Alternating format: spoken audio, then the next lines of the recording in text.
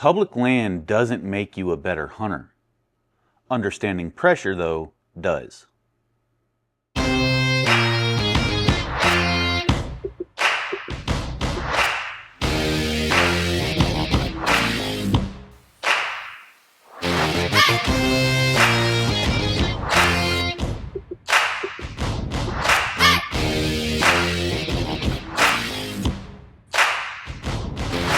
There's this pretty common myth that public automatically equals harder or more pure or more real. It brings this sort of aura that we're back in the old days and we're out there roughing it and grinding away and trying to put puzzle pieces together. And then on the flip side, people sometimes tend to believe that private land inherently makes the hunt easier. It makes it less work to achieve the same goal. Somehow the pressure means less on private land, and all around private land hunters have a much easier time being successful when it comes to harvesting an animal than public land guys do. But in reality, it's just that. It's a myth. There is no one way, shape, or form that makes anything easier than the other.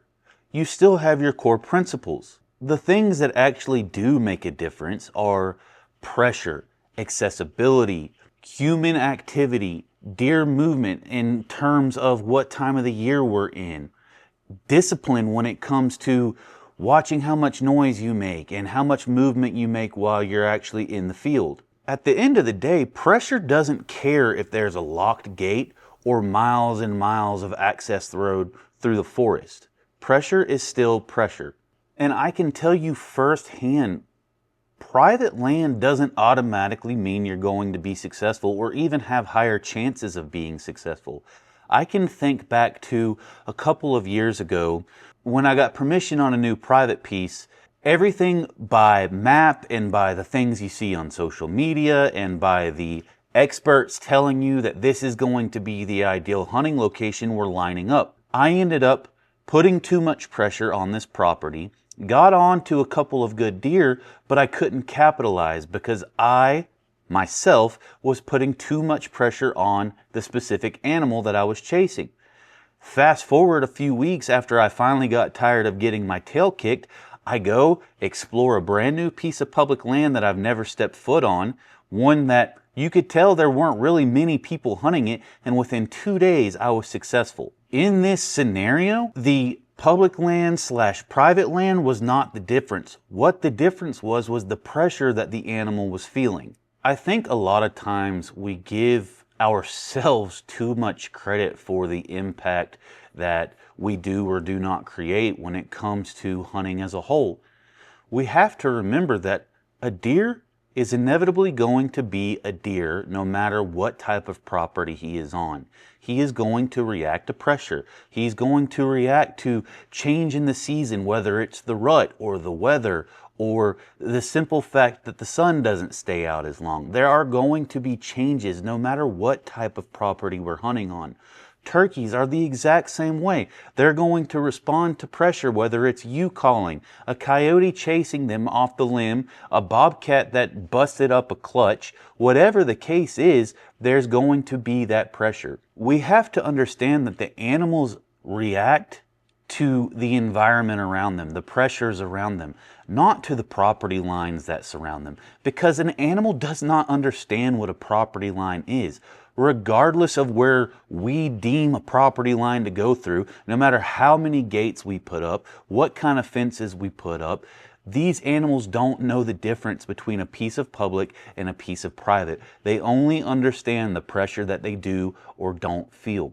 And it's the same amongst the entire animal kingdom. I think about my fly fishing endeavors and how I can tell when a small creek has been getting hit hard by anglers because all of a sudden these trout that I've been in and day out, they just seem to not bite anything that I put in the water with them. So if we'll step back and we'll stop thinking of property as public or private, and we actually key in on what that animal is going through, think about the things that are affecting the animal on its day-to-day movements. Look for the human sign. Look for signs that predators are around. Whether you're setting up trail cameras or you're just spending time in the woods, we have to make sure that we're understanding it's not the property, it's the pressure. Listen, I love public land. I think that it's one of the greatest things that our nation has given us here in the United States of America.